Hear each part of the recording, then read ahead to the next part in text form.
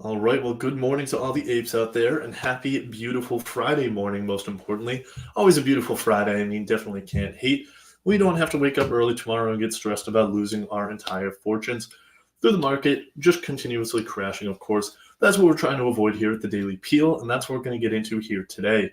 Now, it is about 10:36 a.m. Eastern Time at time of recording. Market's been open today for about an hour or so. Now, I know most of you, including myself, are just about getting up right now. We are degenerates, so of course that comes with the job. But still, we're going to get into things so that you know what to expect for the next about 5.5 trading hours of the day, so we don't, once again, have to enter bankruptcy. So we're going to go into the Daily Peel here, but of course, first and foremost, we have a big announcement for you guys here today before we get into things even. Now, I know everybody's been dying for this. They've been saying, David, Patrick, where's WSO Alpha been? You don't know what to do with your portfolios. Don't worry about it. We're coming back. WSO Alpha is officially back. So if you guys don't remember, this is one of the things that we released a little while ago. It was basically a portfolio tracker. You can follow our trades. It's a real life portfolio with legitimate brokerage statements. It's actual real money that we're trading here for you guys. So you can definitely follow along with us because we're actually putting our money where our mouths are. It's not a paper trading account. The biggest thing that's going to be changing up this time is we're actually including a private Slack channel for all members. And then additionally, a couple months, we're going to roll out kind of a paid subscription tier for access to our equity research line to explain all the degeneracy and psychosis that goes into us placing our trades. Definitely going to want to check that out. That's going to be a huge thing once it releases. We're shooting for the next couple of weeks, might be into the new year. We'll figure it out, but we'll definitely keep you guys updated along the way. With all that said, definitely stay tuned for WSO Alpha.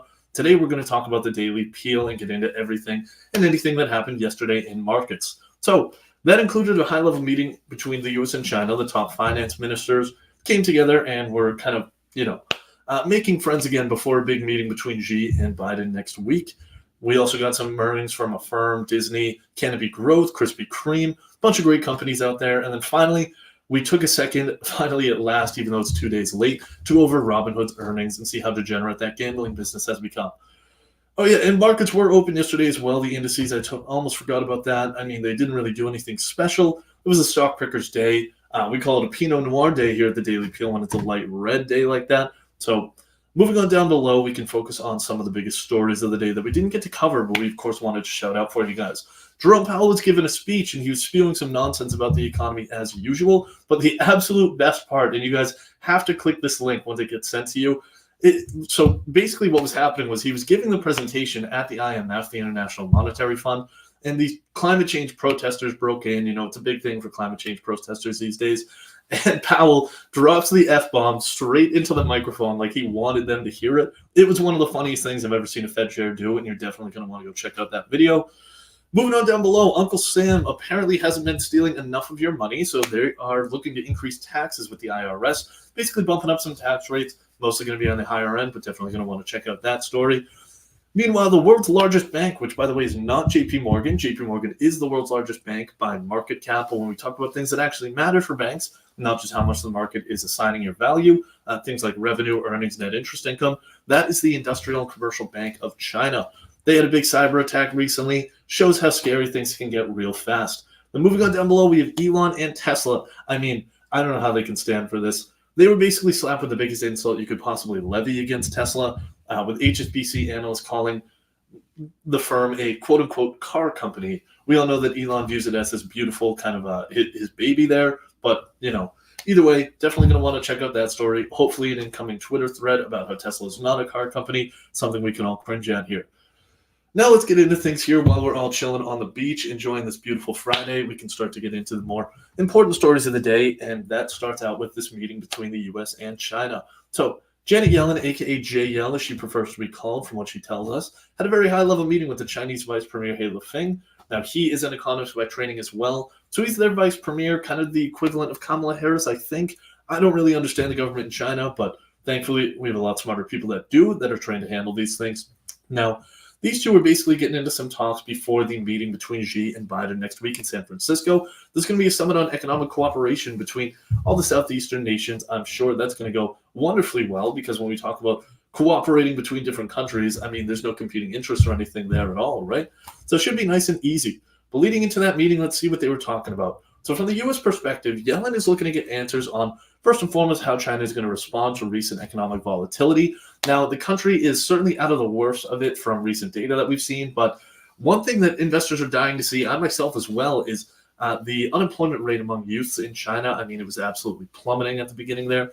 And, last I checked, it was right around 21% was the total unemployment rate. Personally, I wish that was in the United States, because then I probably wouldn't have to be doing this, and you guys wouldn't have to be going to your jobs right now. So that sounds pretty nice to me, but either way, it's not great for their economy. So the U.S. is going to be looking for some answers on that. Everybody knows that when the U.S. sneezes, the rest of the world gets a cold, or the rest of the world gets pneumonia, excuse me. But when China sneezes, the rest of the world actually does get a cold. So it's a big deal, not quite as much of a big deal as a U.S. recession, but definitely something to be on the lookout for. In addition, Yellen's going to be looking to see if China has any monetary or fiscal policies planned to address those issues. They're also going to want to find out whether or not the Chinese have been dumping their treasury holdings. Recent run-ups in treasury yields that we've been talking about basically nonstop. It's gotten really annoying, honestly, with how much we're talking about it. Has been one of the driving theories has been potential international selling. China's a huge holder of U.S. treasuries, not nearly as big as they have been in the past, but they still do hold an absolute ton of them. So we're going to be looking for some answers on that. And then finally, if China's open to directly supporting households, basically by distributions, kind of like the Federal Reserve and the Treasury teamed up on back during 2020 here in the U.S. Moving on down below, essentially what China is going to want to be seeing is what the hell is going on with rates in the United States. I mean, to the rest of the world, this must just look absolutely crazy. Not only was it insane for us, but it's pretty ridiculous in comparison to just about everywhere else, with the degree of which we ran up rates, how quickly and how steeply we actually made it. In addition, they're going to want to know about any further monetary and fiscal actions in the U.S. that could further destroy the yuan. The yuan is trading at near all-time lows compared to the U.S. dollar, largely because of that run-up in rates here in the U.S. As I'm sure you beautiful, wise apes already know, when a country is increasing its interest rates, the value that you can earn on that country's currency is only going to increase, so obviously the price is going to go up with that. Finally, the U.S. is, again, being hated on allowing China to get their hands on some of our most advanced chips. The biggest victim of that is, of course, NVIDIA, but you wouldn't know by looking at the stock price, so I don't think they really mind. China certainly does mind as they try to prop up their tech sector. Now, the biggest thing here is that we're trying to make the U.S. and China friends again. It's almost like they're kids in a schoolyard, and like one of them has a crush on the other, and they're kind of running around chasing each other and pretending like they hate each other when they're actually kind of in love, especially if we look at total trade volumes between the countries. That's what we're seeing here. Total value of U.S. trade in goods and export with China from June 2021 to June of this year. Now, it's only a couple of years, but it basically sums up the trend of the last couple of decades, meaning that it's been nothing but on the downtrend. So as we can see here, it's especially the value of the total imports that the U.S. is receiving from China that's been on the decline. Exports are somewhat standard. They fluctuate seasonally and monthly as well, but it's those imports that we're actually going to be looking for. However, however, China still is by far the largest exporter of items to the U.S., whereas the U.S. is the largest exporter to places like Canada, Mexico, and closer neighbors like that. Either way, like I said before, this will all be leading right up to that meeting between Xi and Xi Jinping next week in San Francisco, so definitely stay tuned for that. Moving on down below into some earnings reports for the day. Affirm Holdings, I absolutely could not believe this. The leader in buy now, pay later, which I'm pretty sure is still fake business. No idea how they could possibly be making money when they're making loans to people like you and me for the small purchases that we make. I mean, I'm pretty sure you could get a loan to buy a bong if you really wanted to, which is absolutely ridiculous, but somehow the company's still making money off of it. Shares were up almost 15% yesterday after that earnings report.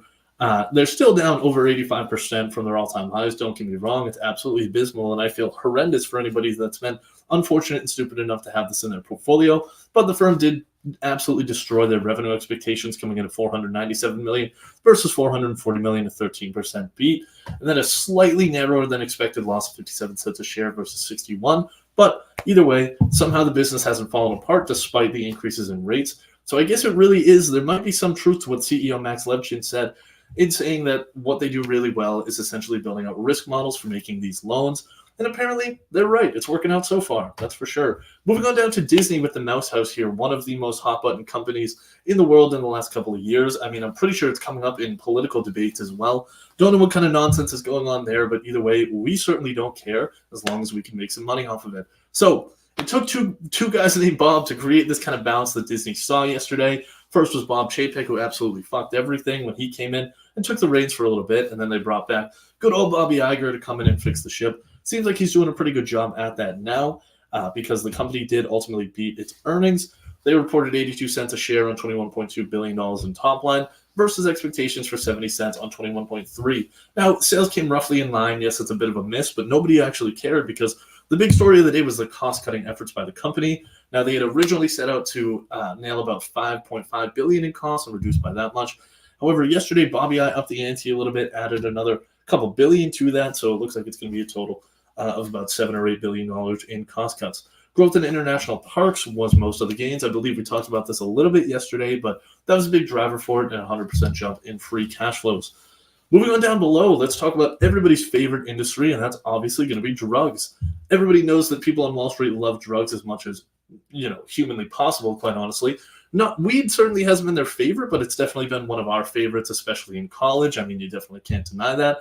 But either way, back in the good old days when the pandemic was raging, canopy growth, when they listed, they absolutely ran up because we're all sitting at home all day. What else are we going to do besides smoke a little bit of pot to get through this? Otherwise, we'll probably just fall into a deep depression. So this was great to see. But the stock, instead of feeling like, how you feel after you take that first rip, it certainly feels like how you feel when you're kind of on the way down a couple of hours later. Once you've eaten a couple snacks, you're feeling pretty disgusting about yourself. And of course, the worst of it all is the absolute shame and hatred that you feel. I definitely know that feeling all too well. I'm sure a lot of you do too. And you definitely felt that pain if you held the stock yesterday. Shares were down 10% after that earnings report. It really wasn't too terrible, but I think with these names, they do get a certain kind of they get a certain premium or a certain convexity to it, just given the lottery ticket that you're really buying when you're purchasing cannabis companies that are looking to make money here in the United States. It really is a lottery ticket on when and if the United States begins to legalize, decriminalize, or do anything else like that along the way. But so obviously that hasn't happened yet. We were building up a little bit of momentum, but they seem to keep faking us out. Moving on down below to another one of life's great pleasures that's actually legal in this country, and that's going to be donuts. Not only is it legal, but you would think that the government is shoving them down our throats with the size of the average American. Either way, that didn't work out for Krispy Kreme in this past quarter. The world's tastiest donut shop reported earnings of 3 cents per share loss on $470 million in sales, whereas the expectations were for about 6 cents on $414 million. So big swing and a miss in that sense, but there's a lot of reasons that it could have been. Household financial strain. Maybe people are reducing their intake of donuts and other confectionery delights like this, while inflationary pressures are still kind of pushing up food costs. Definitely could be a lot of different things there. Either way, wasn't ideal to see. Apparently, we just don't like donuts anymore, despite the fact that Big Pharma has finally come out with the cure to obesity that this country has been dying for, literally dying for the past half century or so. So, go out there and eat as many donuts as you want, because you can just go get the Mounjaro injected right into your neck and lose all that weight again. Why not? We're used to taking the easy way out here in the States. Now, down below, speaking of the easy way out, let's go ahead and take a look at Robinhood. Robinhood, as everybody knows, is one of the most degenerate companies in the entire world. These absolute scumbags have been shown to just blatantly violate securities law, from what I can see, at least in terms of selling customer assets without their knowledge, outside of things like margin calls. It's very strange practices that were going on back in 2021.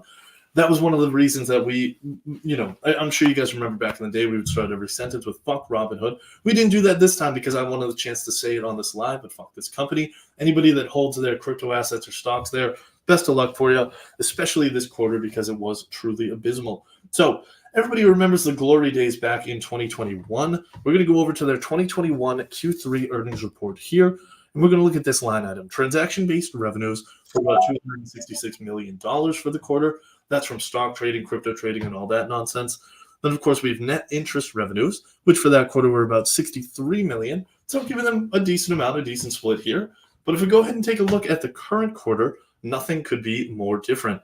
So if we go ahead and scroll down to their earnings report here, transaction-based revenues an abysmal $185 million, an absolutely disgusting decline from the glory days, but they were able to make up for it a little bit with that net interest revenues going up to $251 million. Basically just did a little bit of a reversal right there. Essentially, revenue is still growing, just not for the reasons that the company, the investors, or anybody else would really want it to be. Users are also declining as well. If we go ahead and scroll on down below, we can see some of the key numbers from the report. So it looks like Robinhood did miss with a 9 cent per share loss on $467 million. Expectations were for a 10 cent share loss on $480 million, so a big revenue swing and a miss, although they were able to control cost decently. Like we said, revenue still grew 29%. mostly just from that interest revenue. However, transaction-based revenues fell 11% compared to last year, and an absolutely horrendous 30.4%. I would sue them if I was a shareholder, and if I was a user as well, I'd probably sue them there too. But this is the absolute worst part of the report was the 55% decline in actual crypto trading. Apparently, investors are waking up and realizing that when they buy crypto on Robinhood, nobody actually owns anything. You're completely trusting Vlad Tenev, who again has been shown to not be the best steward of capital. Now, what this really was reminiscent of was the glory days back in 2021. I mean, February 18th, 2021 it was, when we had all these people go into Congress. It was Robinhood CEO Vlad Tenev, along with Citadel CEO Ken Griffin, one of the richest people in America, and the guy who bought the Constitution right out of the hands of Constitution now. One of the best memes I've ever seen. And then, of course, we got Reddit CEO Steve Huffman that was in there. Melvin Capital CEO Gabe Plotkin, the absolute embarrassment of Wall Street over the past 2 years. And there was other people like some nerd from the Cato Institute that came to give some, whatever nonsense about how financial markets were, and a couple of other nerds. But the real entertainment was the absolute legend himself, Keith Gill, a.k.a. Roaring Kitty, made one of the luckiest calls of all time on GameStop by getting a bunch of people to run up the share price. 2.5 years later, now GameStop has done absolutely nothing, and they have that absolute jokester, what's his name, Ryan Cohen, who's over there running things. Don't know why the apes over on Wall Street, over at Wall Street Bets, are actual big fans of this, but let's hope it works out for them. We would definitely not wish anybody else to lose money, unless, of course, that means that we make the money. So let's just go ahead and continue to hope that nature continues healing. The big questions going forward is really going to be, how is transaction revenue going to look if a big bull market comes back? What about if we absolutely crash into a massive bear market? Last year was kind of a slow bleed, but what if we saw a 1987 style crash where it's just massive drops day in and day out? Really, it's going to be interesting to see if this thing just trades with bull and bear markets and what goes on with that. But nonetheless, it was a disgusting quarter, and we'll see if they can do better next time. Place your bets as you will. Today's quote of the day from Mr. Bill Ackman. This guy has been absolutely begging Jamie Dimon, CEO of JP Morgan Chase, to run for president on Twitter. Interesting idea, and definitely go check that out. I'm pretty sure he wrote like a 40-page essay on it. Clearly, he's got a crush on Dimon. Either way, we love to see it. We love to see old dudes spreading the love. Now, he said investing is a business where you can look very silly for a long period of time before you are proven right. Looking very silly is something that we specialize in here at the Daily Peel, and something that I'm an absolute master of personally. Now, I don't know too much about being proven right. Maybe someday that'll occur, but I hope it works out for you and your portfolios. Thank you guys so much for joining us here today on this beautiful Friday on the beach. Again, be looking out for the release of WSO Alpha. We want to see you guys there. We want to help everybody make money together, and make sure to give us all the bananas as well. We will see you guys next time. Have a wonderful weekend. And, the next time we'll be seeing you, I'll be saying happy Monday. Even though it's never a happy Monday, we're certainly going to try our best. Have a great weekend, apes, and we'll see you on the other side.